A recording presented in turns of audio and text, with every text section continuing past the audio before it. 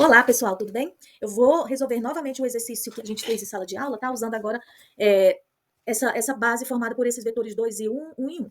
Então, aqui, o problema requer que a gente ache uma matriz mudança de base, onde a gente tem como base antiga ou base velha a base canônica, formada pelos vetores E1 e E2, por exemplo, e a nova base formada pelos vetores V1 e V2, certo?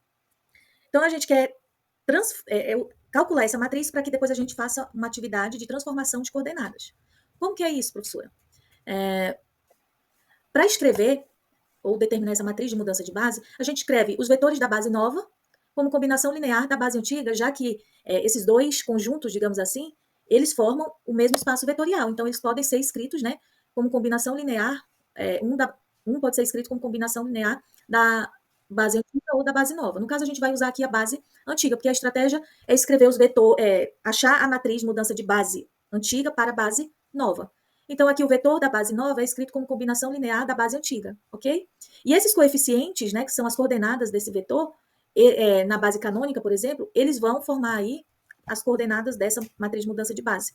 Então, eles formam as colunas dessa matriz, certo? Ao fazer essa combinação linear, a gente sabe que a combinação linear com a base canônica vai resultar nas próprias coordenadas do vetor, ou seja, o A1 equivale à própria coordenada, a primeira coordenada do vetor V1, e o A21, a segunda coordenada do vetor V1, ou seja, 2 e 1. Ó.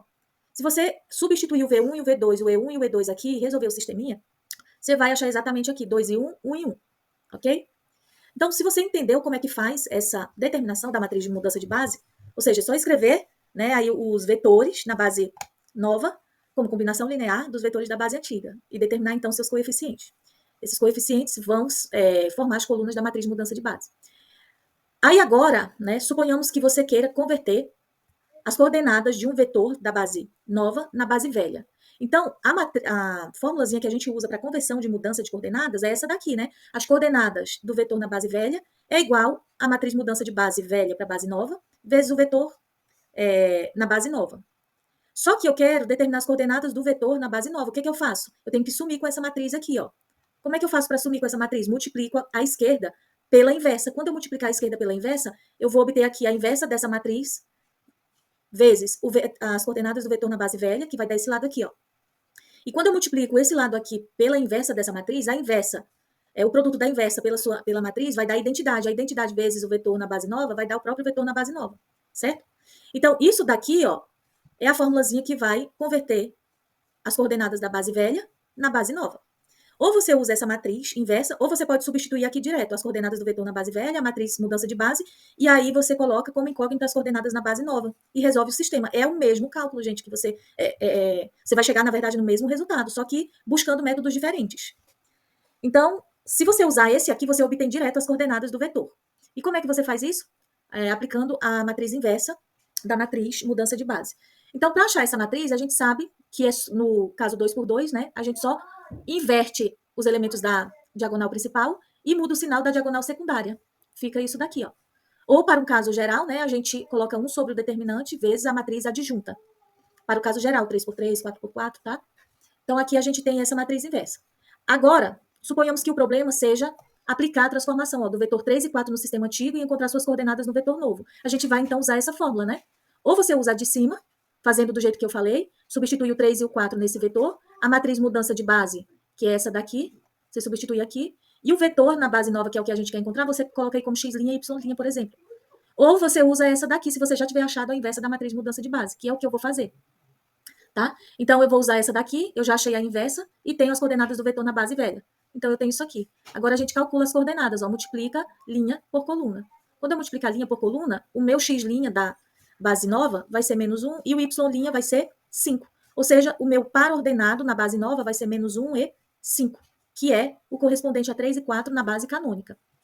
Ou seja, na base canônica, né, a gente tem 3 e 4. 3 e 4 pode ser escrito como combinação linear da base nova. Dessa forma aqui, onde ele tem como coeficientes, coordenadas, né, menos 1 e 5. Professora, mas como é que fica isso geometricamente? Geometricamente fica assim, ó. Eu vou pegar aqui essa combinação linear, vou jogar aqui para o GeoGebra. Então, o que a gente tem na base antiga? A gente tem as coordenadas 1 e 0, 0 e 1, ou seja, os vetores da base canônica, que formam esse espaço vetorial, certo?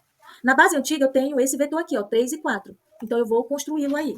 Então, eu vou colocar o ponto 3 no x e 4 no y, e o vetor natural, né, que vai dar origem até esse ponto. Então, esse aqui é o vetor 3 e 4 na base antiga. Como é que a gente faz isso, professora? A gente vai andar, ó, 3 vezes o vetor i, né? Porque 3 e 4 na base canônica é escrito como combinação linear como 3i mais 4j, ou seja, eu vou andar aqui 3 vezes o vetor i, eu vou parar aqui, né? E vou andar aqui 4 vezes o vetor j, eu vou parar aqui. Eu vou passar uma reta paralela ao x e paralela ao y, um ponto de encontro, vai dar exatamente a extremidade do vetor. Beleza? Deixa eu aumentar aqui. Agora eu quero escrever esse mesmo vetor, agora na base nova, que é composta pelos vetores 2 e 1, 1 e 1, né? Vamos colocar aí os vetores 2 e 1, 1 e 1. 2 e 1, 1 e 1. Então, agora o meu novo sistema de coordenadas é esse daqui, onde o primeiro, que, digamos assim, vai ser o meu x', né? Vai ser o meu eixo x', e o segundo vetor vai ser o meu eixo y'.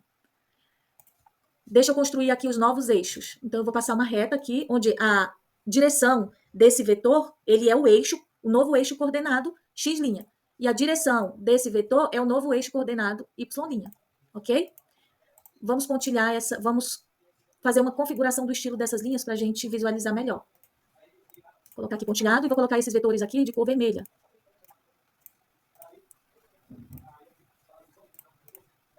Vou colocar esse aqui também de vermelho e esse aqui também de vermelho, certo? Aqui, essa base canônica, eu vou colocar aqui os vetores dela de azul. Ok? Onde os eixos aqui são azul também. Ok. Então, os novos eixos agora são esses aqui. E o que ele está dizendo? Que agora as novas coordenadas desse vetor, nessa mesma base, é -1 e 5. Como é que eu faço isso, né?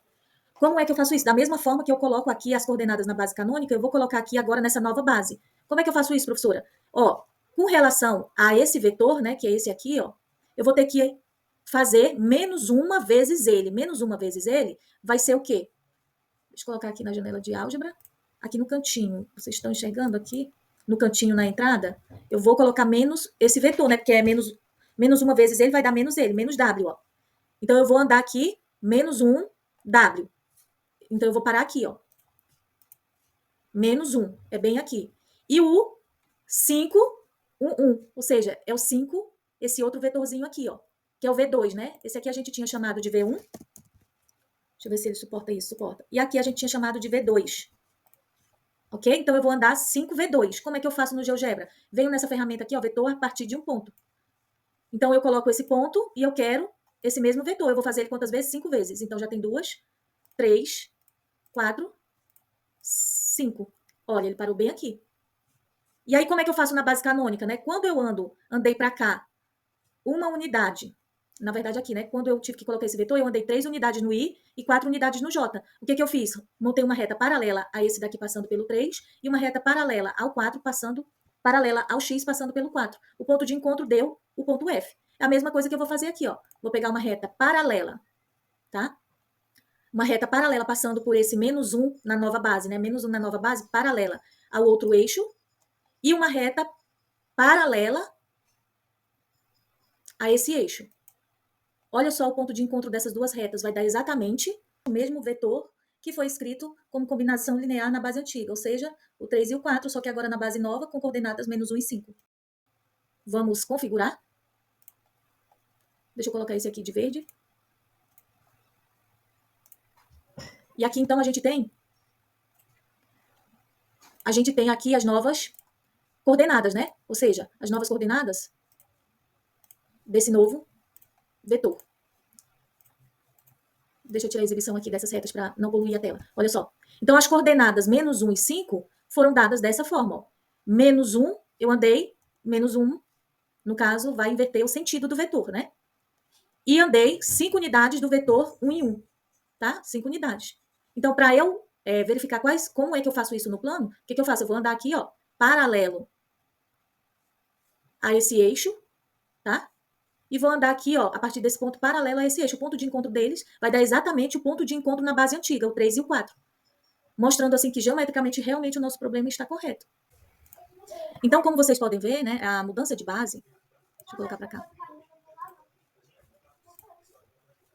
Então, como vocês podem ver, esse vetor aqui, ó, que era 3 e 4 na base antiga, e passou a ser agora -1 e 5 na base nova, formada aqui por esses vetores, ele não muda de posição, ele continua na mesma posição. O que vai mudar são as coordenadas agora, ou seja, aqui o ponto F, na base canônica, equivale a 3 e 4. Ou seja, é 3 vezes o vetor I e 4 vezes o vetor J. Na base nova, as novas coordenadas desse ponto F aqui vai ser o quê? Menos 1 V1 mais, ok? Mais quanto? Aqui 5 VJ, ó. V2, desculpa. 5 V2. Então, menos 1 e 5 V2. E aí, então, a gente tem o ponto de encontro das retas paralelas ao eixo, o ponto F. E esse ponto F, na base antiga, ele é 3 e 4, e na base nova é menos 1 e 5.